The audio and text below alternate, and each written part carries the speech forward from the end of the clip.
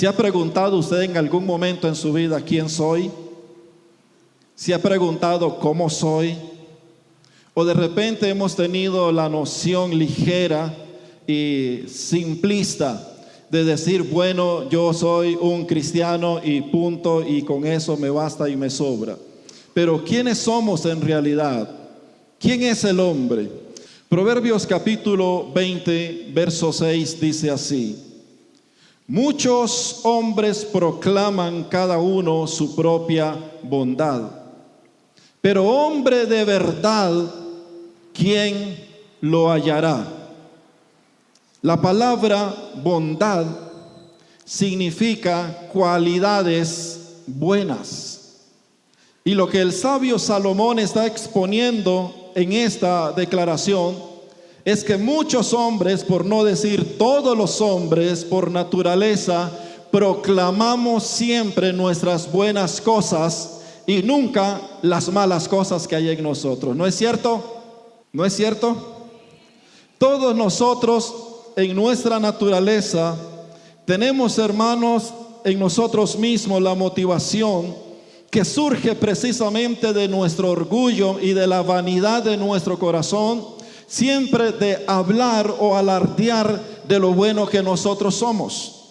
Miramos a las demás personas como personas malas, pero cuando nos vemos a nosotros, tenemos, hermanos, por orgullo y por vanidad de nuestro corazón, tenemos la pésima actitud siempre de hablar de nosotros de la mejor forma posible.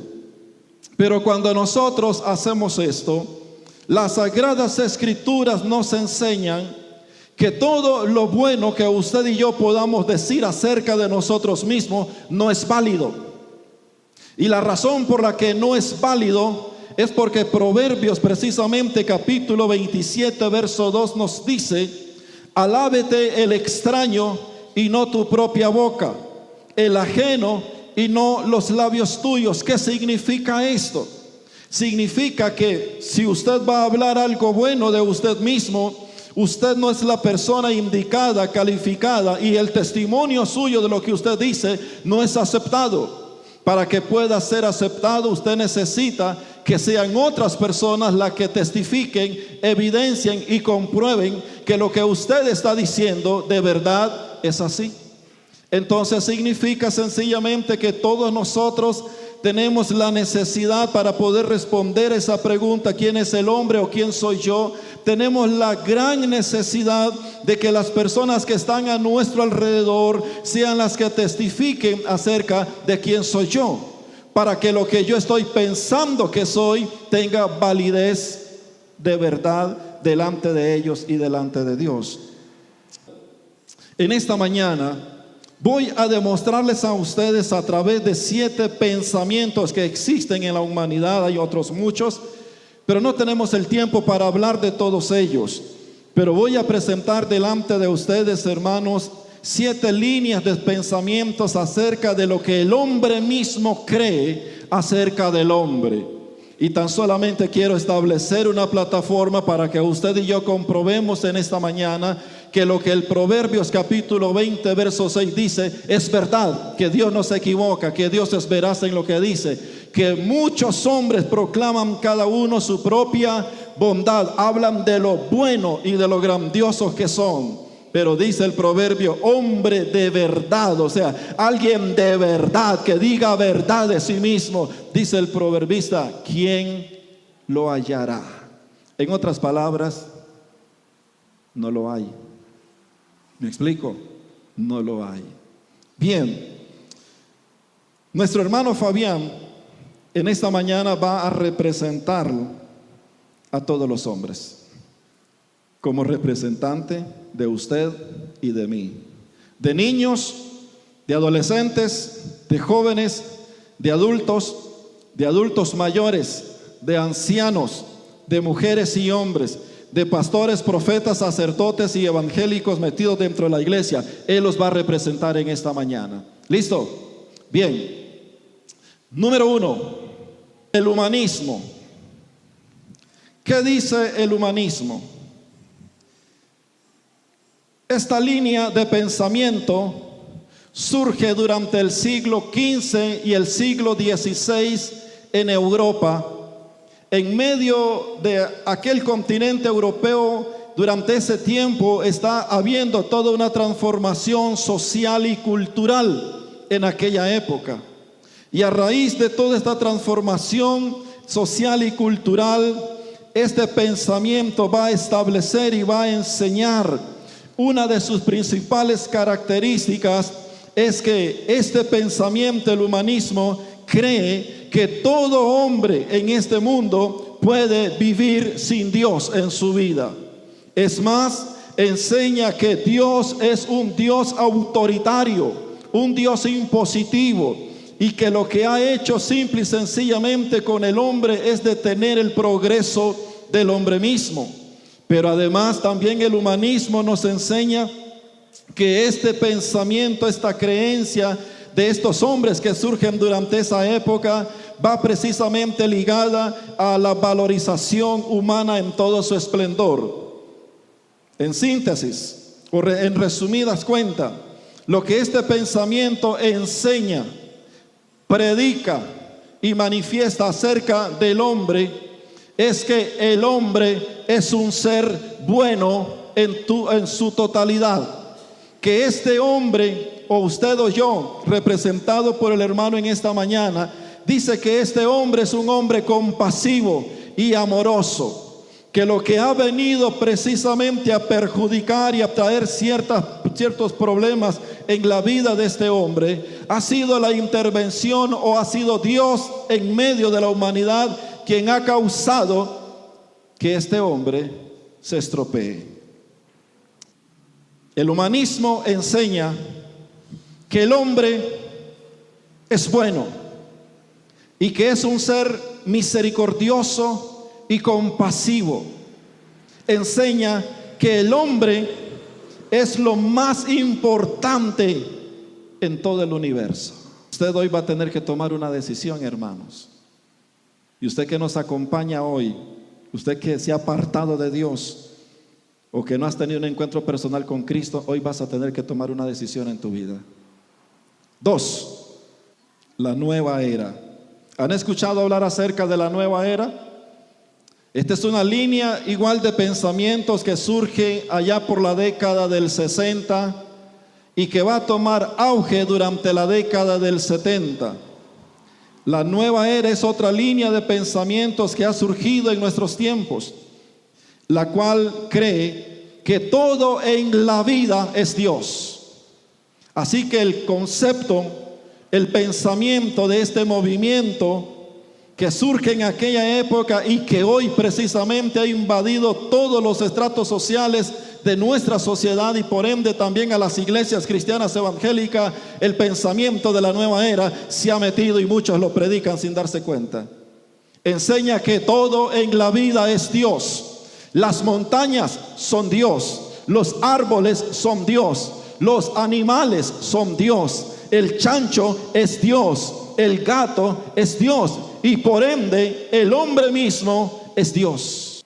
Además profesan que no necesitan a Dios para alcanzar una plenitud espiritual. El hombre no necesita a Dios el Creador para alcanzar plenitud espiritual en su vida. Cree acerca del hombre mismo que el hombre es un ser bueno, pero que necesita irse perfeccionando a través del descubrimiento de su divinidad a fin de alcanzar su plenitud espiritual. ¿Qué enseña entonces la nueva era? Que como todo en la vida es Dios, el hombre es Dios y por ser Dios es un hombre bueno, pero lo que necesita únicamente el hombre es ir perfeccionando su divinidad, porque la nueva era enseña que el hombre es un Dios disfrazado. ¿Entendió eso? El hombre es un Dios disfrazado. ¿Qué significa? Que dentro de este hombre hay Dios, que Él es Dios en sí mismo. La nueva era es una mezcla de religiones orientales como el budismo, el hinduismo, espiritismo, astrología, ecología, y la psicología están involucradas con todo el concepto de la nueva era. Entonces, para resumir esto, la nueva era enseña que el hombre, al igual que el humanismo lo enseña, el hombre es bueno. El único problema que el hombre tiene es que no se ha perfeccionado como Dios, pero que va a ir progresivamente en toda su experiencia de vida, transformándose poco a poco hasta alcanzar su plenitud espiritual, o sea, su divinidad como Dios. Le voy a demostrar por las Escrituras en esta mañana que muchos de nosotros nos consideramos dioses, como lo enseña la nueva era. Y lo veremos a continuación. 3. La psicología considera que la naturaleza humana es básicamente buena, pero que los problemas que el ser humano presenta o sufre en su conducta y hábitos, los cuales se manifiestan en sus relaciones con su medio, no son más que el resultado de las circunstancias y experiencias difíciles que ha vivido. Entonces, ¿qué enseña la psicología? La psicología enseña que el hombre es bueno, pero que los problemas que él presenta en su conducta y hábitos no son de índole interna, sino de índole externa. Significa que todas las cosas que han pasado a su alrededor llegan a ser de este hombre un hombre medio bueno o medio malo, porque ellos enseñan, la psicología enseña en sus raíces que el hombre es bueno. Esencialmente es un hombre bueno, pero que ha sido deteriorado por las experiencias externas. La moral. 4. Los moralistas consideran que el ser humano, con tan solo el hecho de aplicar en sus vidas algunos aspectos de índole moral, se constituiría a sí mismo en una persona buena. Por lo tanto, significa que todo hombre con una buena moral es un ser bueno. Significa que si el hombre tan solamente se dedicara a ser un excelente padre, un excelente esposo, un excelente amigo, un excelente hijo, un excelente feligres a alguna iglesia, si él logra eso, entonces él es un hombre bueno, no tiene ningún problema. 5. La religión. La religión nos ha hecho sentir y creer que con solo el hecho de poder cumplir algunos aspectos prácticos de índole sagrado, alcanzamos automáticamente un gran bienestar espiritual delante de Dios. Por lo tanto, si hiciéramos buenas obras para con el necesitado, eso significaría de que el hombre se constituiría en un ser bueno. Si este hombre acostumbra a ir a un culto, acostumbra a ir a una misa, a cualquier reunión de índole espiritual, según la religión nos enseña que este hombre, si tan solamente cumpliera con estos aspectos en su vida, significaría que él es un hombre bueno. Eso nos enseña la religión. ¿Y cuántos de nosotros no nos sentimos buenos por hacer eso? Venimos a un culto, cantamos en un culto, ofrendamos en un culto, nos vamos a la casa, descansamos, nos vamos al siguiente día al trabajo, procuramos ser un buen padre, ser un buen proveedor, un buen esposo, un buen hijo, un buen suegro, etcétera. Y cuando alcanzamos el cumplimiento de estas cosas decimos, caramba, yo sí soy bueno. 6. El intelecto.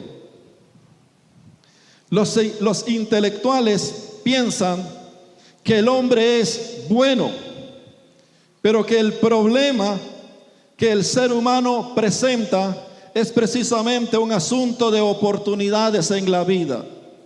Que este hombre o el ser humano, si tuviese las oportunidades de estudiar, de incrementar su intelecto o su conocimiento, entonces este hombre alcanzaría una mayor grandeza.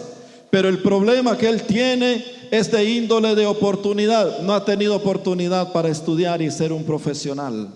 Los intelectuales piensan que si él estudia y si alcanza buenas carreras, buenos títulos, él va a alcanzar una mayor grandeza.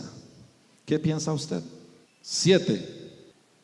La iglesia evangélica moderna, ¿qué piensa acerca del hombre? Cree que todo lo que Dios ha hecho, lo ha hecho por causa del hombre.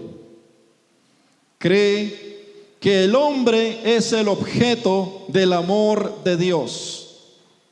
Considera además que el hombre es víctima del pecado, por lo cual tiene el derecho a la salvación. Cree también que el hombre cristiano tiene el derecho a tener y recibir todo lo mejor que Dios pueda tener, porque al fin y al cabo, todo lo que Dios ha hecho, todo el plan de la creación, el plan del universo, toda la eternidad de Dios, ha sido precisamente Dios pensando en el hombre. ¿Qué significa ese pensamiento? Aunque suena muy bonito, muy emotivo, pero es una de las falsedades más grandes que existen en estos tiempos. Porque el hombre no es el objeto del amor de Dios, pues Dios ama porque Él es amor. Significa que si el hombre no existiera, Dios es amor, porque Dios no necesita de nada para ser amor. Él es en esencia y en carácter amor. También piensa el cristianismo moderno de que este hombre que ahora ha tomado una decisión por Cristo, ahora es merecedor y tiene el derecho de que Dios le conceda todas las cosas mejores que Dios pueda tener. Tan solo basta poder escuchar unas cuantas predicaciones de predicadores de renombre en nuestros tiempos para darnos cuenta de lo que hoy yo les estoy exponiendo. Porque hoy lastimosamente en las predicaciones o en los cultos, en los tiempos de devoción o momentos para Dios donde predicamos y exponemos la palabra, ya no se exalta el nombre de Cristo, más se sublimiza el nombre del ser humano. ¿Por qué se piensa así? Bueno, porque el hombre es merecedor, porque el hombre es bueno. Podría mencionar una serie más de pensamientos de lo que el hombre piensa acerca de sí mismo. Proverbios, palabra de Dios, inspiración de Dios a un hombre, dice que muchos hombres proclaman cada uno sus propias bondades, pero hombre de verdad, ¿quién lo hallará? Todos estos pensamientos han surgido del corazón del hombre para hablar acerca del hombre. Y como usted se puede dar cuenta, y si usted tiene sospecha de que lo que le digo no es así, estudie un poco el concepto de lo que les he presentado, si llegarán a la conclusión que el énfasis y el punto sobre el cual gira todos esos pensamientos es que sencillamente el hombre es el centro de todo y el hombre es bueno. Si él fuese un borracho que ha destruido a su familia, que ha maltratado a sus hijos, etcétera, etcétera, no lo vemos como un hombre malo, tan solamente lo vemos como un hombre enfermo, porque eso te lo enseña la ciencia.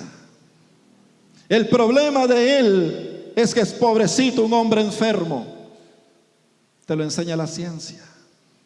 Pero si es un hombre enfermo, ¿por qué cuando él está agrediendo a su esposa o a sus hijos, por qué nos llaman a la Cruz Roja?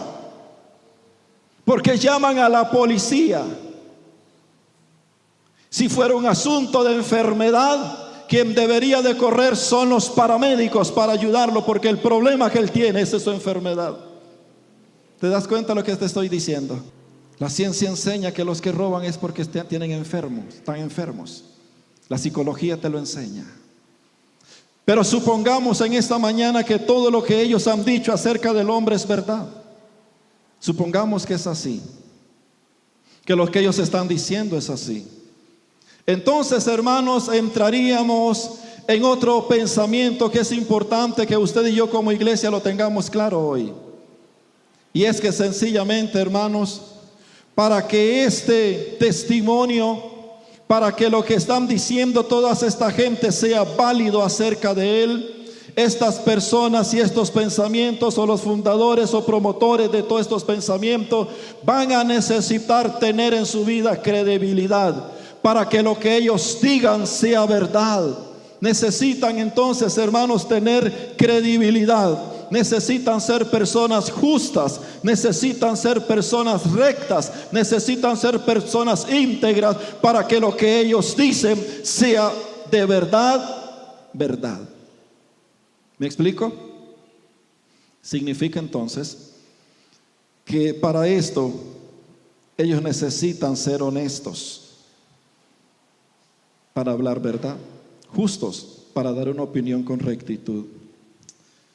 Pero ¿qué sucediera si ellos no poseen esto?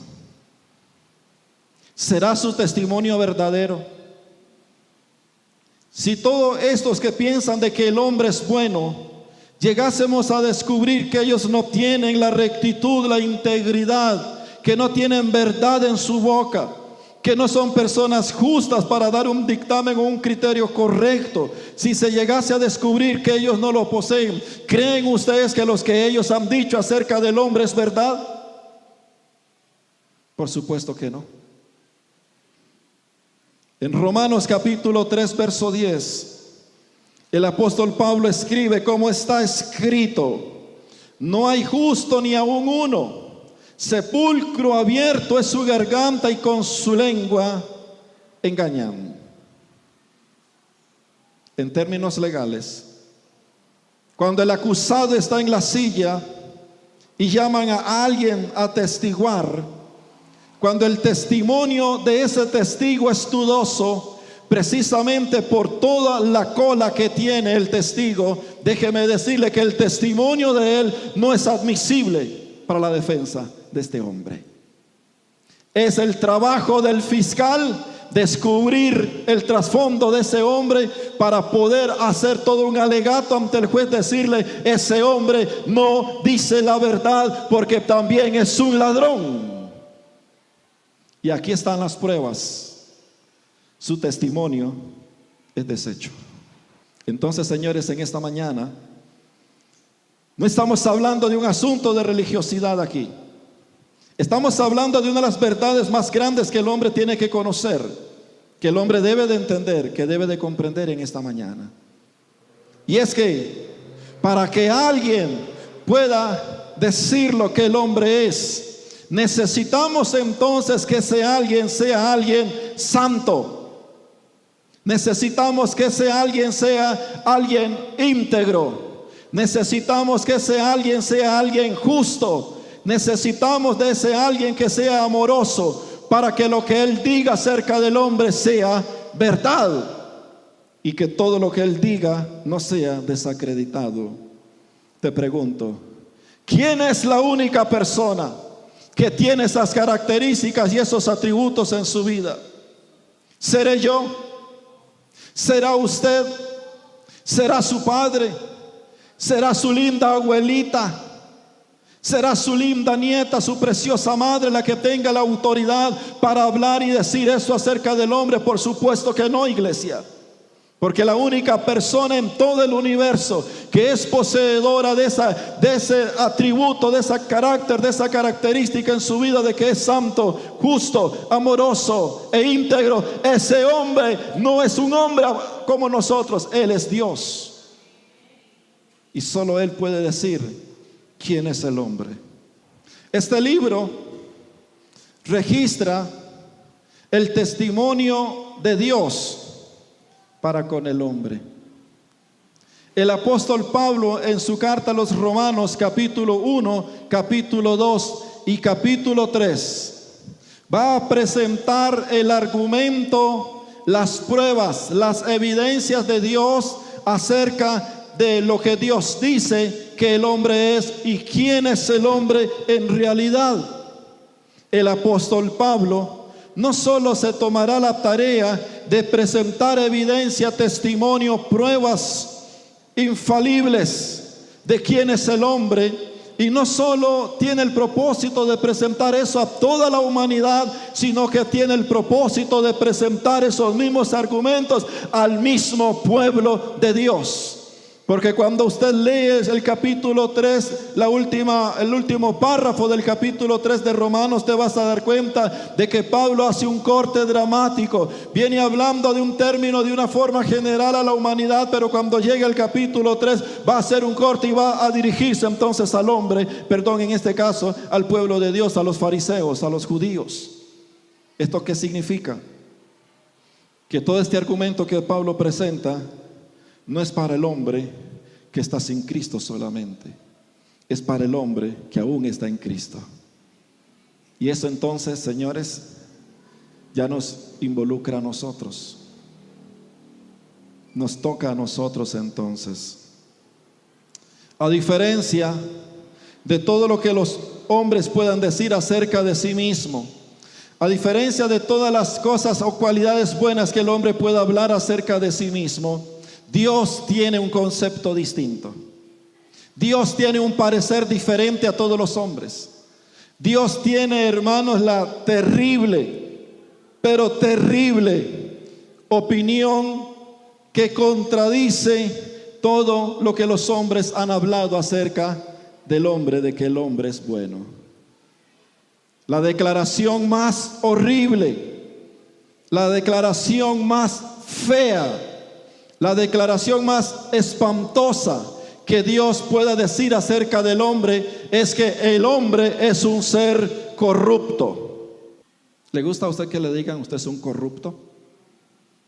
¿A quién de ustedes le gustaría que alguien le profetizara? Así dice el Señor, tú eres un corrupto. ¿A alguien? A nadie.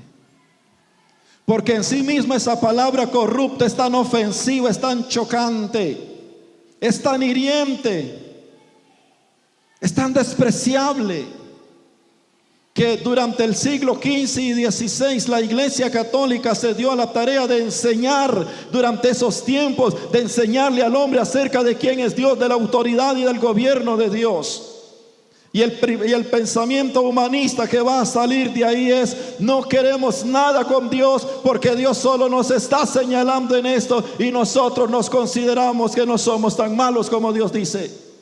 De ahí surge todo eso. De ahí surge la nueva era en la década del 60.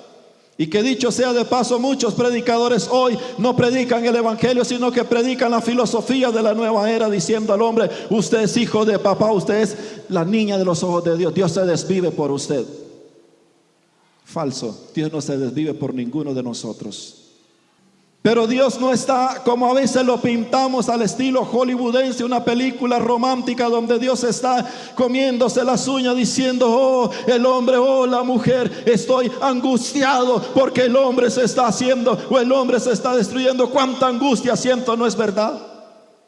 Entonces Dios se goza con cuando el hombre se pierde. No se goza tampoco en eso, porque su amor no se lo permite. Pero déjeme decirle que cuando alguien se pierde y va al infierno, no crea que hay ahí ángeles diciendo: Dios, qué tristeza. Los ángeles mismos proclaman: tú eres justo, tú eres grande, tú eres glorioso. ¿Sabes por qué? Porque esa es la justicia perfecta de Dios. Y eso es lo que usted y yo merecemos. Pero la nueva era dentro de la iglesia nos ha enseñado que nosotros, por ser hombres y porque el amor de Dios está en nosotros, somos merecedores del gran amor de Dios, y que lo merecemos y merecemos la salvación. Nadie la merece. Lo que únicamente merecemos nosotros es morir. No es vivir, es morir. Porque usted no ha ofendido al pastor ni al cura. Usted y yo hemos ofendido al Dios que está en el cielo. Y eso cambia las cosas. Entonces, la expresión más horrenda, más horrible, más repugnante, más chocante de Dios hacia el hombre es que este hombre es corrupto, porque este hombre es malo. Romanos capítulo 3, verso 23, dice: por cuantos todos pecaron. Pero cuando usted y yo estamos de este lado, y escuchamos ese texto decir por cuantos todos pecaron, decimos que es salvado. Eso es para allá, no es para acá. Cuando decimos o leemos por cuantos todos pecaron, pensamos en el homicida, pensamos en el ladrón, pensamos en el drogadicto, pensamos en el asesino, pensamos en el traficante, pero nunca nos atrevemos a pensar en nosotros mismos, y es por el hecho de que yo no me considero eso. Pero lo que Pablo está diciendo es que absolutamente no hay un solo hombre que pueda escaparse a esa declaración que él da de que por cuantos todos pecaron, no hay excepción de nadie, todos pecaron. Significa que los pensamientos, los deseos y las acciones del hombre son solamente el mal. Son sus pensamientos y sus acciones. Vaya conmigo a Génesis capítulo 6, verso 5. Y vio Jehová que la maldad de los hombres era mucha en la tierra, y que todo designio, esa palabra designio significa plan, propósito, meta, fin, algo a alcanzar, que todos los designios de los pensamientos del corazón de los hombres era solo misericordia y amor. ¿Qué fue lo que Dios vio? Vio que todos los pensamientos, los designios del corazón del hombre son únicamente el mal. Hermanos, Dios en este texto, la interpretación de este texto, no es que Dios está diciendo que el hombre es medio malillo, no está diciendo que es medio bueno. No está diciendo eso Dios. Dios no está dando ni la posibilidad remota de que alguien pueda pensar de que el hombre es medio bueno o es medio malo, o que le falta un poquito de perfeccionamiento. No, lo que Dios está diciendo y la interpretación correcta de ese texto es que este hombre, desde la cabeza hasta los pies, en su ancho, a lo largo, por dentro, lo que él es en esencia es que es malo. No me diga eso, porque es que usted no me conoce. Yo no necesito conocerte. Ya alguien te conoce. Ese niño que tú tienes en tus brazos es tan malo como este hombre adulto. Es bien malo. Oh, mi hijo, no, porque él es un angelito. Esos son cuentos de viejas. Son historias de los hombres. Como cuando alguien se muere, un adolescente, con todo el respeto, si alguien ha sufrido eso, se fue y se hizo un ángel. Mentiras del diablo. Ya los ángeles fueron hechos y Dios no está reproduciendo gente. Antes bien, la palabra del Señor nos dice, está escrito para todo hombre que muere una sola vez, y después de esto el juicio. Y eso va para el adolescente y también para el niño. ¿Ya les cree, verdad, un problema en la cabeza? Lo que tú necesitas para descubrir la maldad que está en ese niño es déjalo crecer un poco. Y te darás cuenta con el progreso de su crecimiento, la malicia que va despertando en el corazón de ese niño. Cuando miente y trata de buscar otra mentira para ocultar aquello, cuando roba un juguete, cuando siente la envidia porque de repente alguien le tomó algo y él se enfurece. Y decimos, ay, qué chiquito más peleón.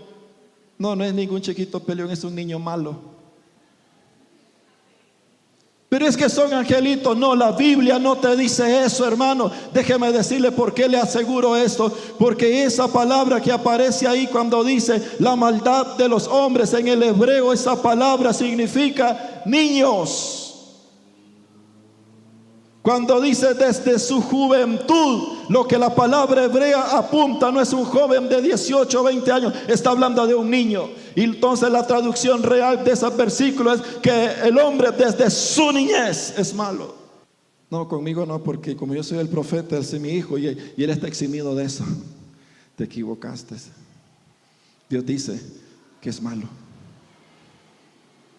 No tenés que darle una academia de maldad para que la aprenda. Él la trae innata en maldad, en pecado. Dijo David: me concibió mi madre. Desde que se une el espermatozoide y fecunda el óvulo, cuando ya hay vida, está la maldad implícita en ese feto. ¿Cuál entonces es el argumento de Dios para decir lo que dice del hombre? Si algo podemos encontrar en la justicia de Dios, porque Dios es justo, Dios es recto, es íntegro, como dijo el salmista: todos tus juicios son justos. Dios no puede de ninguna forma señalar al hombre y decir lo que el hombre es sin Dios tener las pruebas. Así de que Dios necesita tener las pruebas, las evidencias, el testimonio para venir y decirle al hombre: yo digo que el hombre es malo, aun cuando todos digan lo contrario. Yo, Dios, digo que el hombre es malo, y lo digo por todas estas pruebas que tengo en contra de él.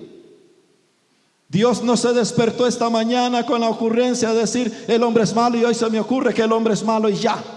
No, es que Dios ha reunido todas las pruebas para venir y decirle al hombre: el hombre es malo.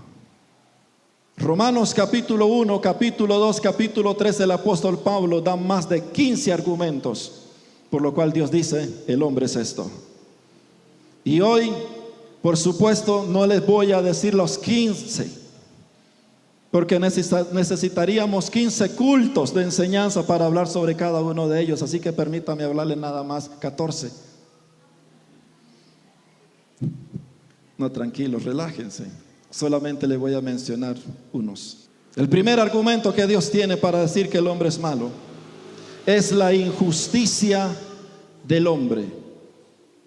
Romanos capítulo 1, verso 18 y 19 dice: porque la ira de Dios se revela desde el cielo contra toda impiedad e injusticia de los hombres, que detienen con injusticia la verdad, porque lo que de Dios se conoce les es manifiesto, pues Dios se los manifestó.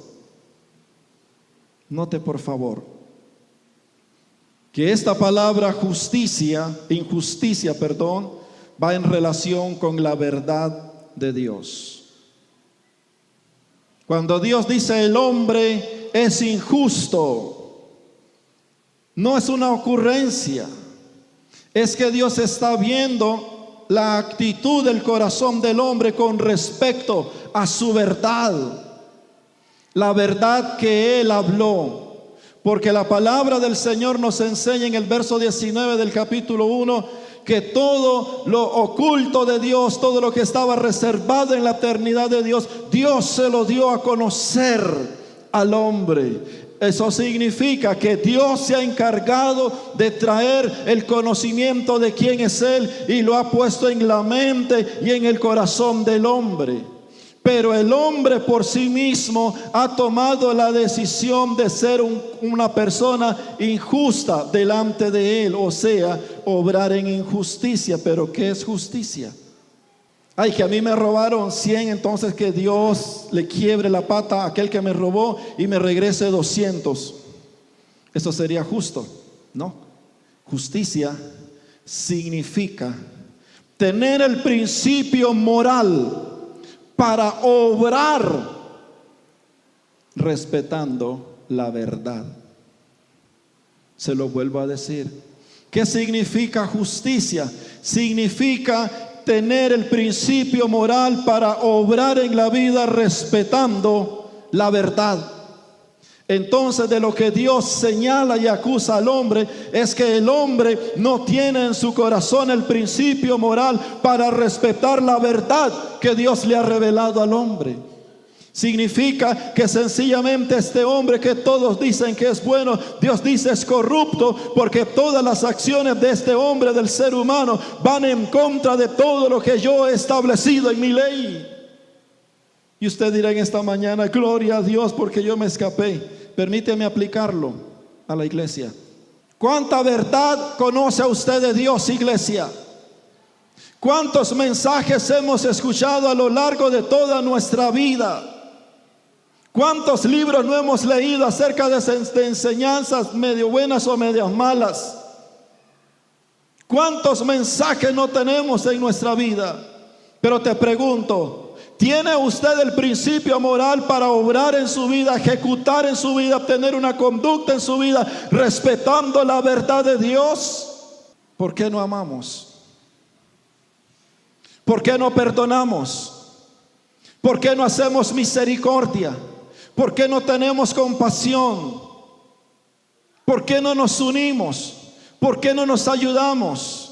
¿Por qué nos hacemos la guerra? ¿Sabe usted por qué? ¿Sabe usted cuál es la verdad del por qué no lo hacemos? La verdad del por qué no lo hacemos no es porque usted ignore la verdad de Dios, sino es porque usted no tiene un principio moral en su corazón que los lleve a actuar en su vida respetando la verdad de Dios. ¿Por qué no sirves a Dios? Oh, no sirvo a Dios porque no me dan pelota. Oh, no sirvo a Dios porque la vez pasada me hirieron, me rechazaron. Oh, no sirvo a Dios porque yo no quiero estar lidiando con la gente. Le voy a decir según la verdad de Dios por qué cada uno de los que no sirven a Dios en esta casa no lo hacen. Y no lo hacen porque no respetan la verdad de Dios, y eso te convierte en una persona injusta delante de Él. No es por el diablo, no es por el pastor que no te da pelota, es porque eres injusto en tu corazón y Dios tiene esta prueba en contra tuya. Todos nos hemos acostumbrado a la vida religiosa. Venimos del trabajo a la casa, de la casa a la iglesia, de la iglesia a la casa y de la casa al trabajo. Grandes cristianos, no, eso no es cristianismo, eso es injusticia delante de Dios. Porque Dios nos llamó a todos a servirle. Pero es que está bien, voy a servirle, pero hasta donde ya mi comodidad sea tocada. Yo les sirvo de esta forma, y si ustedes quieren también, déjeme decirle algo. Usted que es cristiano, Dios te llamó a servirle, y en la mente de Dios nunca está pensando en tu comodidad, sino más bien en tu incomodidad. Oh, es que no tengo tiempo para hacerlo, no tengo tiempo para lo otro. Tu problema no es de que no tengas tiempo, porque yo te aseguro en esta mañana que si fuera un asunto, querido hermano, donde te van a regalar algo y tú tienes que ir hasta Guanacaste porque te van a regalar algo, usted se va y saca permiso de su trabajo, hace algo, pero usted se va. Así que la razón por la que no sirves a Dios es porque Dios tiene en contra tuya injusticia y dice: eres injusto. Así que hay una prueba de Dios contra ti. Y tú dirás: tranquilo, no hay problema. Así hacemos la vida cristiana como la vida loca, no hay problema, todo pura vida. No te olvides que por esta causa la ira de Dios se revela contra toda impiedad e injusticia de los hombres. ¿Qué te quiere decir ese texto? Que hay una ira de Dios que se derrama sobre alguien que no tiene ese principio en su corazón de vivir respetando su palabra. Y en otra ocasión, porque este no es el tiempo ni el momento, pero te voy a enseñar de que hay dos iras de Dios: una que ya fue revelada por Dios y otra que espera al gran día del Señor. Tienes que tomar una decisión. 2, la maldad en el corazón del hombre.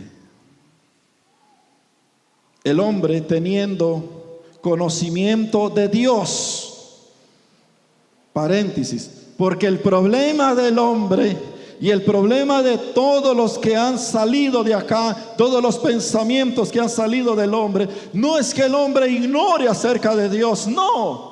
El problema no es la ignorancia de Dios en la mente o en el corazón del hombre. Es que el hombre, a pesar del conocimiento que tiene de parte de Dios, ha tomado la decisión de no reconocer a Dios como lo que Dios es. Te quiero preguntar: usted sabe que Dios existe, ¿cierto? ¿Sí? ¿Usted sabe que Dios existe? ¿Sí? ¿Usted sabe que Dios existe? ¿Sí? ¿De verdad lo sabes? Segunda pregunta: ¿usted lo reconoce a Él como Dios?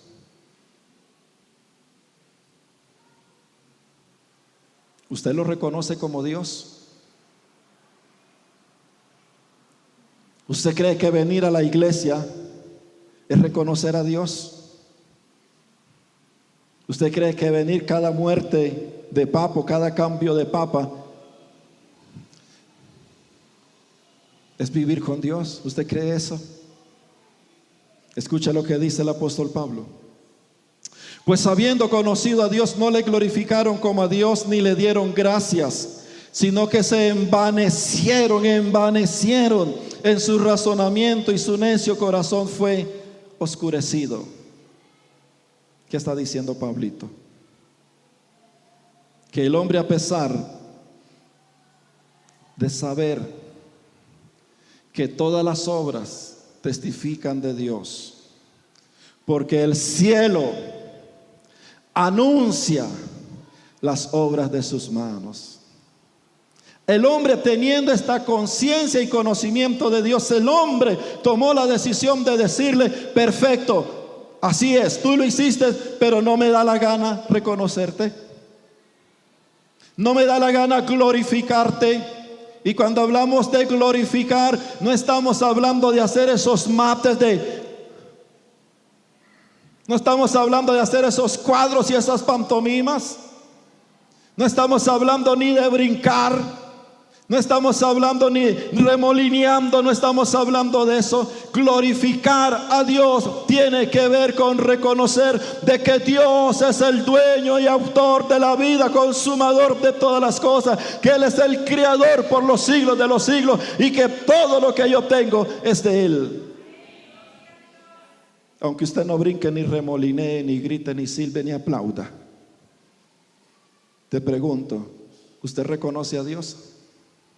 Qué fastidio da al corazón cuando el hombre creyente abre su boca y se jacta para decir: oh, cuánto Dios me ha bendecido, oh, cuánto Dios me ha prosperado. Pero cuando le toca reconocer a ese Dios que él está confesando que le ha dado las cosas, no ofrenda, no diezma y no colabora para el propósito de Dios. Entonces te pregunto, ¿cuál es tu problema?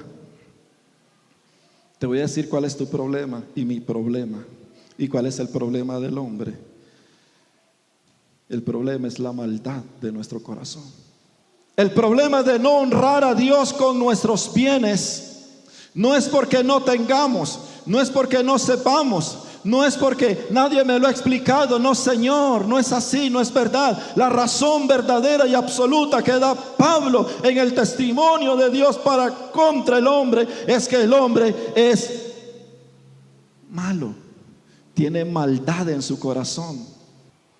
Vamos a orar, hermanos, por la conversión de las almas. No llego. ¿Sabe usted por qué no llega? Usted no llega no porque tienes un problema X familiar. Usted no llega porque es que estoy un poquito así tocadilla. No, la razón por la que usted no llega con firmeza, con todo el corazón, para orar y clamar delante de Dios con todos sus hermanos, es por la maldad de tu corazón. Porque tiempo tú lo tienes. Tiempo usted lo tiene, se lo voy a volver a decir, Señor, usted tiene tiempo para hacerlo, pero la razón por la que no la hace es por la maldad de tu corazón. Porque no tienes ningún sentimiento hacia los perdidos, no tienes ningún sentimiento hacia los ganados, y eso no demuestra más que no tiene ningún sentimiento para Dios, por más que usted haga muecas. Vamos a salir a evangelizar. Ay, no, hermano, es que estoy muy ocupado. La razón suya no es tu ocupación, es la maldad de tu corazón. Porque si yo te digo, te voy a regalar una moto o un carro, yo sé que si yo le digo, tenés que ir hasta la península de Osa, usted se va hasta a pie, porque usted sabe que hay una regalía para usted. Y sacas toda una semana de trabajo y de vacaciones porque le dice: jefecito, me van a regalar un carro y yo tengo que ir por él. Por favor, le ruego, le suplico, deme esta semana de vacaciones porque voy por mi carro. Usted y yo haríamos lo imposible. Pero la razón que no hacemos lo otro es por la maldad de nuestro corazón. Sí, Señor. Igual, ¿por qué no le servimos? Por la maldad de mi corazón. Por la maldad de mi corazón es que yo no le sirvo a Dios como debo. A muchos tienen que pagar un precio grande por servir a Dios. Otros no tienen que pagar nada porque ya Dios los ha cercado de muchas cosas, como para decir: me consumo en esto por la obra del Señor, por amor a mi Dios. Pero ¿sabes por qué no lo haces? Por la maldad de tu corazón. Solo le abordo 2 de los 15 argumentos que Dios tiene. Y finalizo con uno de los argumentos tremendos de Dios hacia el hombre. Que el hombre en conocimiento de la ley de Dios y de Dios mismo ha escogido no darle la gloria a Dios porque no le da la gana. Romanos 1:23. Y cambiaron la gloria de Dios incorruptible en semejanza de imagen de hombre corruptible, de aves, de cuadrúpedos y de reptiles. Si tú no le das la gloria a Dios, a alguien se la vas a tener que dar, y ese alguien es usted mismo. ¿Qué significa esto? Te has suplantado a Dios y te has convertido en Dios para ti mismo. Dios lo creó al hombre para alabanza de su gloria, ¿no es cierto? Efesios capítulo 1. Porque somos hechuras suyas, creados en Cristo Jesús, y fuimos creados para alabanza de su gloria. La razón por la que Dios te creó es para alabanza de su gloria, no para darte nada, es para la alabanza de su gloria. Y entendiendo esto, nosotros sencillamente hemos decidido y escogido no darle la gloria a Dios. Simple y sencillamente le hemos cambiado esa gloria. Y dice Pablo, hablando en su contexto histórico, que el hombre cambió esa gloria por la gloria del hombre mismo. Lo que dicen todos estos pensamientos contemporáneos y de siglos atrás, todo lo que el hombre ha hecho es creerse a sí mismo que él es la estrella. Entonces dice Pablo, y cambiaron la gloria de Dios por imagen de hombres, de reptiles y de animales. Mire la aberración en el corazón del hombre. ¿Por qué digo aberración? Porque es antinatural que el hombre actúe así, porque Dios no lo creó así. Entonces el hombre, voy a ilustrarlo. Él es Dios, vamos a cambiar los papeles, Él es Dios. Yo tengo conciencia de que Dios me creó para eso y que yo debo de reconocer y glorificarle y honrarle y adorarle, que Él debe de ser mi objeto de adoración, mi objeto de devoción, mi objeto de admiración. Dios debe de ser todo eso para mí, pero a mí me dio la gana glorificar a este chancho. Eso es lo que el hombre ha hecho. Entonces el hombre dijo, yo sé que Él lo hizo, yo sé que Él lo merece, pero es que a mí me da la gana no glorificarlo, y de aquí en adelante yo me voy a arrodillar delante de este chancho y le voy a dar la gloria a este chancho y lo voy a endiosar a este chancho y voy a decir, este chancho es mi Dios de hoy en adelante. Eso es lo que el hombre ha hecho. Dios merece toda la admiración de mi corazón. Ah, no, pero yo la voy a centrar en mis hijitos. Es que, ay, mis hijitos, sé que están mal y son perversos, pero, ay, chiquillos, son chiquilladas. No son chiquilladas, son perversiones y son perversos. Y no creas que eso pasa desapercibido delante de los ojos de Dios, porque Él todo lo mira. Si no es Dios, o eres tú mismo, o eres algo que te rodea, que ese es tu Dios. Sea Dios veraz y todo hombre mentiroso. Esta basura que en los últimos tiempos ha salido por las iglesias, por la sociedad, debo de decírselos con todo el respeto a usted, porque no es mi intención ofenderlo a usted ni a los que nos vayan a ver, pero todo esto es simple y sencillamente basura del hombre. Basura del hombre, para alejar al hombre cada vez más de Dios. Pero la verdad de Dios es con amor, para decirte: esto eres. Y la única oportunidad que tú tienes, hombre, de que algo ocurra en tu vida, no es con una psicoterapia, no es con una sesión con un psicólogo. Lo que tú necesitas es una transformación desde tu corazón, y eso no lo hace la psicología. Eso solo lo puedo hacer yo, que soy Dios poderoso para hacerte nacer de nuevo, nacer del Espíritu, y que seas un nuevo hombre y una nueva mujer. Eso no lo hace nadie, señores, lo hace solamente Dios.